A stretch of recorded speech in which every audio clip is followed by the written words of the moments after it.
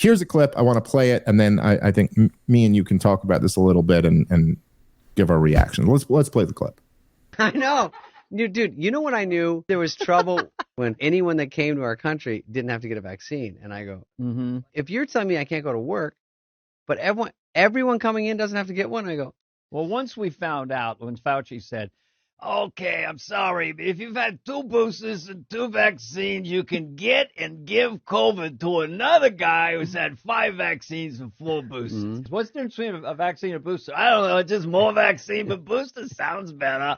Anyway, a guy with 25 vaccines would get and give COVID to another guy with 25 vaccines. That's why I'm introducing the daily COVID shot. Every day you get a shot. By the time you get to your car, you got no immunity. But it's a beautiful 39 seconds.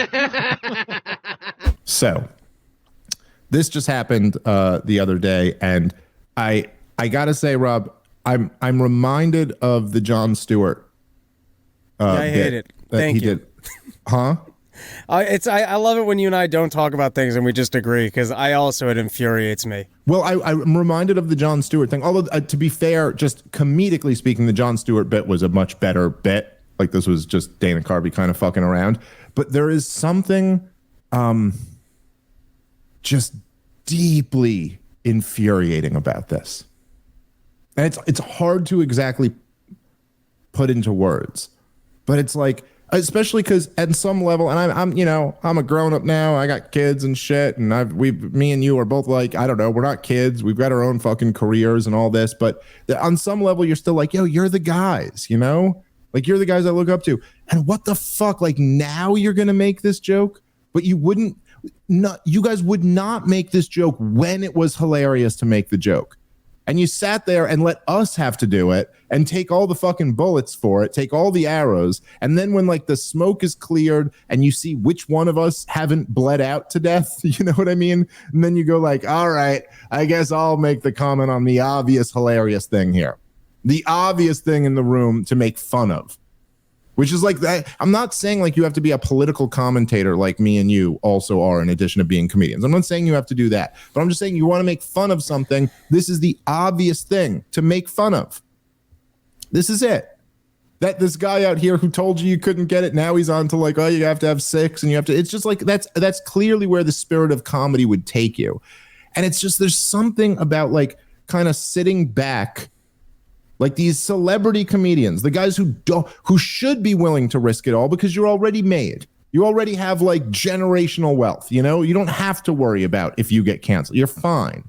Like that you'll sit there and then at the time would have just stayed silent or maybe even cheered on as the people who were making this exact comment were getting like just destroyed.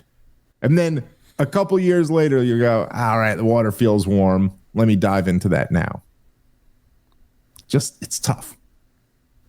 Well, it's a hilarious take, and it's funny that it's so common sense, and it's such simple observation through the mind of a comedic master who's able to just roll punchlines right off the tongue, wrap it in with the impression.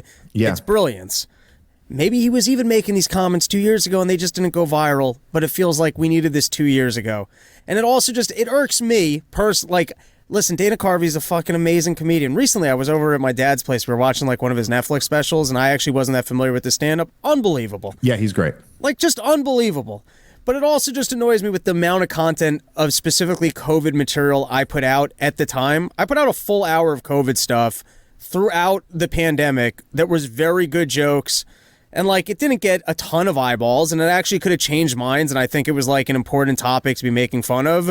So there's something, I'm not even faulting Dana. There's something just that irks me when the market celebrates, like, oh, wow, you really got them 2 years too late when it's irrelevant, and when I was personally putting out material at the time that no one cared about.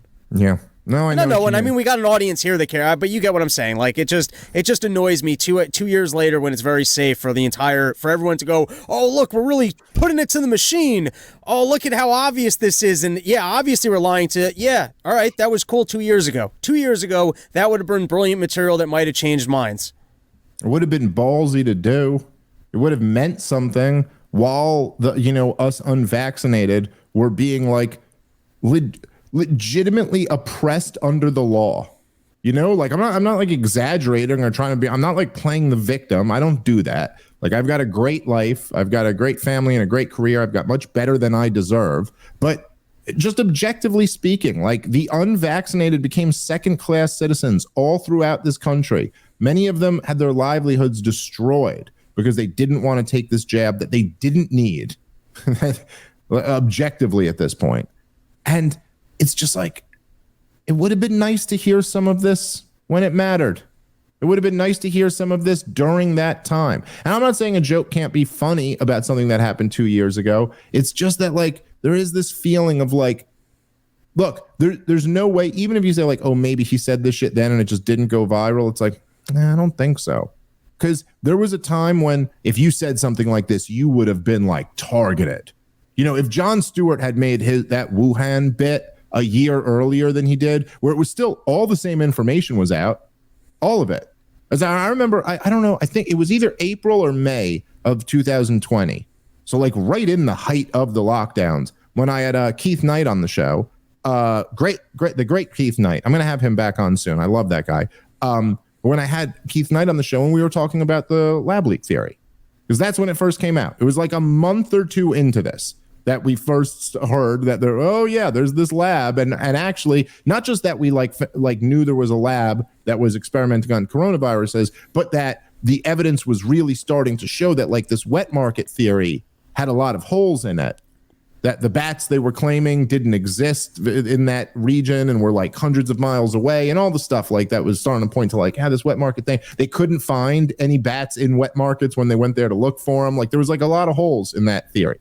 Anyway, but like if Jon Stewart had done that bit in the summer of 2020, or even the winter of 2020, or even the spring of 2021 or whatever, it would have been like a huge fucking thing.